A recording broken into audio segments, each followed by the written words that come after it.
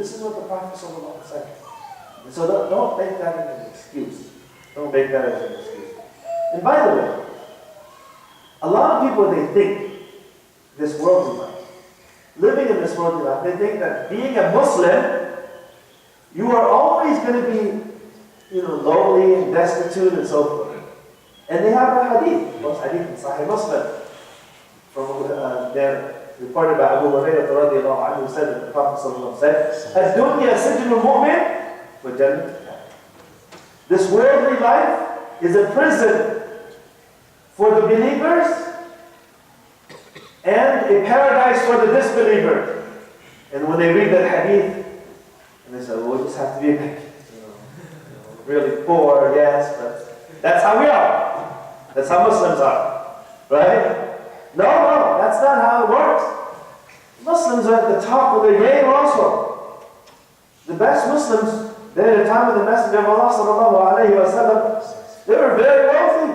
I want you to look at Uthman ibn Affan. Abu Bakr radiallahu anhu. You know Abu Bakr radiallahu anhu, he brought all his wealth. He didn't leave any for his family. You might say, wait, is that permissible? It's not permissible for everybody. But for somebody like Abu Bakr, it was. Do you know why? Because as Aisha radiallahu anha, she said, كان أبو بكر أتجر قريش. Abu Bakr was the best of the merchants of Quraysh. The best. That's why he was able to free many slaves. When you're talking about freeing a slave, that's a lot of money. You know, a slave during those days, it was like owning a BMW. Only the rich people had them. So imagine, Uthman ibn Affan radiallahu anhu, for every day that he was a Muslim, he freed a slave. Can you buy a BMW every day in your life? But they were the best. Do you know why? Because they used their wealth, they knew how to use their wealth. They were thankful for it. And when you're thankful for something, Allah increases it for you. And if you're thankful for something, then you spend it in the obedience of Allah. If you're thankful for the health that you have, then spend your energy and health in the obedience of Allah. Spend your energy, your time in the obedience of Allah. And Allah will increase it for you. If you're thankful for the wealth that you have, then you spend it in the obedience of Allah. If you spend it in the obedience of Allah, Allah increases it. That's why every morning when you're there, Shaykh AbdulBary Yahya. Oh, Allah, just as you have perfected my features, also perfect my character. Right? You thank Allah subhanahu wa ta'ala, and Allah subhanahu will increase it for you. Whatever you may have. A lot of the times we don't realize what a great blessing it is that we're in. Just the health, just being healthy itself. Like right now, all of us get alhamdulillah. We're able to come to the masjid, we're able to get, understand and hear, we're healthy. That's such a great blessing that we don't even think about. That's why the Arabs, they have a saying that says, الصحة تاج على رؤوس الأصحاء على رؤوس الأصحاء لا يراه إلا الله. الصحة, health, is like a crown on the heads of all of those who are healthy. Nobody sees this crown except for those who are sick. Every one of us. It's such a great blessing. And that's why we don't realize how great this blessing is. And so, is it better to be rich and thankful or poor and rich? Some of the scholars said it's better to be poor and rich. Because they said, well, some of the proofs for that is the Prophet sallallahu alaihi wasallam. They say that the Prophet lived a very simple life. Okay. He did live a simple life. It was by choice. But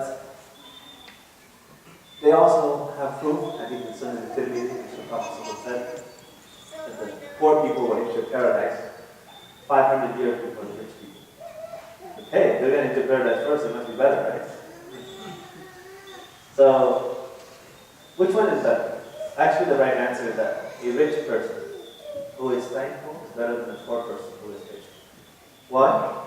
Because one who is rich, is when a person is rich, his thankfulness benefits himself and he benefits other people also. And so, in this life, you're either in a state of thankfulness or a state of being patient. Thankfulness or patient. And a believer, the Prophet ﷺ said, in Hadith from Abu Hurairah, he said, "Ajaban al-amr al-mu'min." The affair of the believer is very strange. Inna amra kulluhu khayr. Indeed, his affairs are always good for him. إذا أصابته السراء شكر فكان خيرا له وإذا أصابته الضراء صبر فكان خيرا له. If something good happens to him, he's thankful and it's good for him. If something bad happens to him, he is patient and it's good for him. وَلَيْسَ ذَلِكَ أَجْرٌ لِلْمُؤْمِنِ. Nobody is in this state except for a believer. So a believer whose concern is the hereafter, whose worry. When we speak about your concern being the hereafter, it does not mean that you don't do anything, you don't go to school, you don't do this, and don't do that. No. When we say your concern is the hereafter, it doesn't mean you're going to be poor and end up with like a measly, measly paying job. No. First of all, you as a believer, as a Muslim, whatever you're doing, whatever field you're choosing, whatever major you're choosing, you choose it based on what will please Allah subhanahu wa ta'ala. Whatever you're doing, you do it to please Allah subhanahu wa ta'ala. And then you do your best in whatever you're doing. That's what we mean when you think about your concern is the hereafter. You prioritize things correctly, but it doesn't mean you're going to be poor and destitute all the time, no. But if Allah tests you with that, then be firm. Then be firm and be strong. And that's why I remember the hadith that says, "Ad-dunya sijnul mu'min wa jannatul kafir." This world is a prison for the believers and a paradise for the disbelievers. Do you know what that means? Ibn Hajar al-Asqalani, rahimahullah, is one of the greatest scholars in Islam. He was the one that put together, or that compiled Fath al-Bari, the commentary on Sahih Bukhari. And so, he was a great scholar. He came by, he was walking with a lot of his students were with him. He had thousands of students. A Jew, this was in Egypt, was there. And this Jew was a very poor Jew with tattered clothing and everything. He walked by him. Ibn Hajar al-Asqalani walked by him. He said, "You're a prophet mine. You're a prophet mine." He said, Ibn Hajar al-Asqalani said to him, "Why did you say something?" He said, "Because your prophet, you claim that your prophet said, Ad-dunya sijnul mu'min wa jannatul kafir. This worldly life is a prison for the disbeliever, or for a prison for the believer, and a paradise for the disbeliever." He said, "I'm a disbeliever. Why am I like this? Look at you. Nice clothing, everybody respects you. I have nothing, look at you. Is this paradise? You call this paradise?" Ibn Hajar al-Asqalani, he said, "The Messenger of Allah sallallahu alaihi wasallam was correct. You don't understand what he has to say. What it means is, you as a Jew right now, if you were to die in this state, you will enter the hellfire. And if you compare that to what you have now, this is your paradise. And as for a believer, no matter how rich he may be, no matter how much you might think that he has, how much luxury he might be living in, in comparison to what he's going to get, this is a prison. It's a prison for him. So it doesn't mean you're going to live in destitute all the time. That's why the worship of Allah, one of the best ways to worship Allah is also worshiping with the wealth that you have. So ask Allah to increase your wealth, because the Prophet ﷺ said, "Ni'mat malu salih fi yadi rajulin salih." How great is pure wealth in the hand of a pious person. Pure wealth in the hand of a pious person. A person who has wealth, but he's pious and he spends it in the way of Allah subhanahu wa ta'ala. That's something that's very, very beneficial. And that's why, Abdurrahman ibn Auf, he was very rich. And he said, one of the du'as that he made, he said, Allahumma inna al-faqr وليس لي ولست للفقر فأغنني بما شئت وكيف شئت. He said, oh Allah, me in poverty, we don't get along. You know, I'm not for poverty and poverty is not for me. Like, we don't get along. Me in poverty, we don't get along. Look, yeah, Allah, poverty, you know, some people, you know yourself, right? You don't get, you know, some people, they can't handle wealth. Some people, they can't handle poverty. He says to himself, yeah, Allah, you know, me in poverty, we don't get along. So, enrich me with however you will, with whatever you will. Enrich me with however you will, you know, with however you will. You know, we don't get along. Enrich me. Allah subhanahu wa ta'ala poured an abundance of wealth, but the thing is, He spent it in the path of Allah subhanahu wa ta'ala. And Allah continued to increase it for them. So if you're thankful for something, then spend it in the obedience of Allah. Spend it in the obedience of Allah subhanahu wa ta'ala. And you have to understand that Allah will test us. And the tests will come. How you pass these tests, you know, will determine, or how you deal with these things, the choices that you make, will determine what you will have in this life and in the hereafter. And so, the time that you have, spend it in this world. It's very important. Spend it in something that will outlast your life. Spend it in something that will outlast your life. Work to make sure that your deeds will outlast your life. And then your deeds will continue even after you pass away. So look for sadaqah. And look, and do not make an excuse to say that, you know, what I'm doing now will not make a difference. No. Every little thing Allah knows, and Allah subhanahu wa ta'ala will magnify when He sees the sincerity. You start it off and you do it. And every single deed that you do, Allah subhanahu wa ta'ala knows, and Allah determines, gives you the reward on it based on the correctness of the deed and sincerity. And the greatness of sincerity. You might see a great deed, building large masajids and madaris, but if it's not sincere, it's worthless. In the sight of Allah, it will be worthless. But if you do it solely for the sake of Allah, even if it's a small amount of deed, even if you consider it small, maybe you will enter Jannah as a result of that. And don't say that, oh, I can't make a difference. I'm going to give you a hadith. In Muslim, Imam Ahmad, hadith is Hasten. Acceptable. It's authentic. The Prophet sallallahu alayhi wa sallam said, إِذَا قَامَتِ السَّاعَةِ إِذَا قَامَتِ السَّاعَةِ If the day of judgment, the hour which shall occur. Right now, the day of judgment, say, you're here, and the day of judgment is occurring. وَفِي يَدِ أَحْدِكُمْ فَصِيلًا And one of you has a fasila. Fasila is like a small, like a date plant, tree or seedling that's coming out. Right? If he is able to plant that seedling before the hour of judgment, before the end of the world, then let him do so. Subhanallah. I want you to think about this hadith carefully. He puts the seedling on the ground. Alhamdulillah. What happens to the seedling after that? It's the day of judgment. It's destroyed.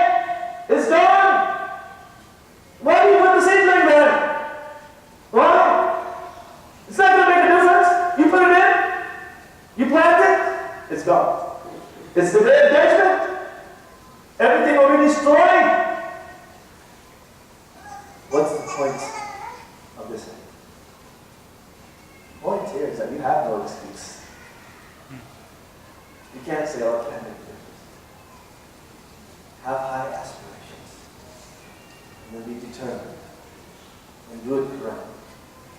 And then leave it to Allah subhanahu wa ta'ala. Allah subhanahu wa ta'ala will give you this. He will give you the reward for it. Whether that seedling grows or not. You're going to get the reward. The purpose is to do all that we can, as much as we can, as often as we can, as correct as we can. And so, make a difference. Instead of just being different, we have to make a difference. We're already different in this sense. We have to make a difference also, especially in the society that we are living in. Especially living as a minority. we have to stand out. We have to stand out in a good way. Then it won't matter what Fox, it won't matter what CNN says. You know why? Because if you're the best neighbor that you can be, you're the best classmate, you're the best co-worker, then no matter what people say about Islam and the Muslims, your actions and your impression on your colleagues and your non-Muslim friends will speak louder. You know, as they say, your actions speak so loud that I can't even hear what you're saying. They would not matter. Block all that CNN stuff, especially that Fox junk. If you block all that off, by showing your character. So we as Muslims should be active in the community. We should be first suitors. We should be there when the battered women need us. When there's a calamity, we should be there. We should be the face so that they'll know, like, you know what? I know the Muslims. They're the most helpful. When people rejected me, they were there. And I know the Muslims. They're the best of neighbors. I had a Muslim neighbor. I have a Muslim neighbor. And I know what Fox is saying is not true. Because I know a true Muslim. And he's my neighbor. And so we ourselves have to stand out. And when you stand out like that, then it gives you the opportunity for you to make that. To call people to La ilaha illallah. Why? Because when they come to you for help, you say, you know why? You know why I'm like this? Because that's what Islam orders us to. Let me tell you a little bit more about Islam. And then because you are the best neighbor. You are the best husband. You are the best co-worker. You are the best. So whatever you're doing, be the best at what you're doing. And most people in this society right now, they won't read the Quran. The only Quran that they're going to see is what you embody. That's the only Quran they're going to read. And so you have to live your life as the Prophet lived. كَانَ خُلُقُهُ الْقُرْآنِ. His khuluq was the Quran. And so when we are here, especially with programs, we should contribute, we should help out, we should stand out in the community. And, you know, maybe some of these little things, this is what will happen, will help us, inshallah.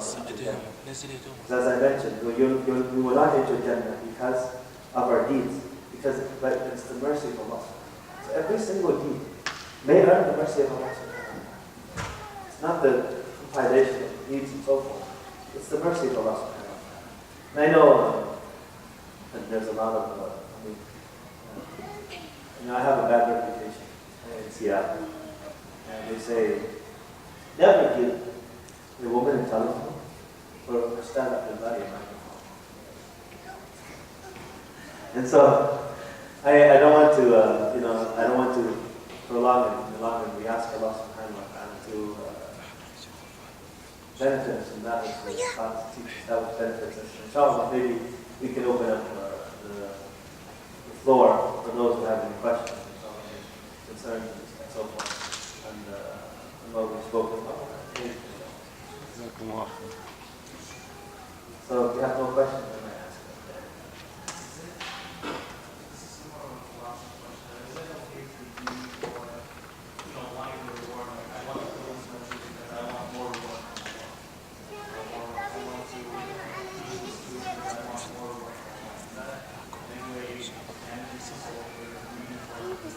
No, definitely when it comes to the hereafter, you should always compete. You should always want more. That's why Umar Khattab wanted to beat Abu Bakr. Remember, he wanted to beat Abu Bakr. But that's what we compete for in the hereafter. We compete for the hereafter. In that, for the hereafter, let those who want to compete, let them compete. So that competition type of thing. But the thing is, you should not be jealous of the other person in the sense you want them not to have it. You want them, let's say you want them to fail. Like for example, let's say you have a Quran competition and somebody's reading and they're competing against you. You should never ever want them to make a mistake. It's the Quran. How could you want your brother to make a mistake reciting the Quran? Do you understand? You compete, you want to do much better than him, but you don't want him to be bad. You don't want him to make a mistake. So this is what we call it. We You want something for him, but you don't want his to be destroyed. And that's why there are two people that we are allowed to have this halal jealousy for. And that those two people are those who have knowledge or know the Quran and they recite it day and night. And those who have wealth and they spend it day and night. When you see somebody like that, you want to be like that. In fact, that's who you should be. That's who you should be competing with. Some of us, we don't compete with those people. You say, well, at least I pray. Look at all the people who don't pray. Like subhanAllah. Don't look at those guys. Look at the guys who are first in the line in the masjid. Then why do you compare yourself with those people? But when it comes to the hereafter, or when it comes to the dunya, that's a different matter. When it comes to the dunya, whatever Allah has given to them, of course you don't say, you should never look at somebody and say, wow, he's rich, and then you want something bad for him to happen. You want something, those types of things to happen. And this society, this is a very strange society. Another thing I forgot to mention is, in this society, one of the reasons why we don't have time, we don't have blessings in the time that we have and the wealth that we have, is because we buy things we don't need with money we don't have at a price we can't afford to impress people we don't even like. This society makes us do that. And so we're wasting our money. Like subhanAllah, like okay, remember the old days? The old days? You know, Joe has a TV. He's the only one that has a TV in the neighborhood. Everyone goes there, right? Everyone goes and watches TV in his house. And then now, right, you have the Super Bowl age, right? You got color TV. Oh, let's go to Richard's house. You got color TV, right? Nobody complained about. Everyone like, wow, TV. Look, you can actually see it better than hearing, right? Then, oh, it's color now. It's color. After color, you go to the house with the biggest screen, right? But remember that old big screen? Like 20 people had to carry it, right? And plus it's all blurry because you're just like, it's all pixelated or worse than that, right? Remember those days? Right, you gotta go ahead. He's got it, 47 inch or whatever it is, right? And then after that, you gotta have HD TV. It's all about HD TV. You can actually see the strand of grass. Like, what am I doing watching the strand of grass when I watch football? Like, what does that benefit? Yeah, you understand? But you can actually see the grass, and you can see the dirt. Wow, I mean, that's, like, come on. Okay, now that's different. Okay, no, forget it. We don't need to go to Richard's house. Let's go to Paul's house. Paul, he's got 3D TV. That grass and that dirt is flying out. Like, dude, right? It's not enough. But ask yourself, do you need it? Or do you want it? Let me tell you something, okay? Allah will always give you what you need. Not everything you want, but you'll always have what you need. But sometimes there are needs or there are wants that are actually not.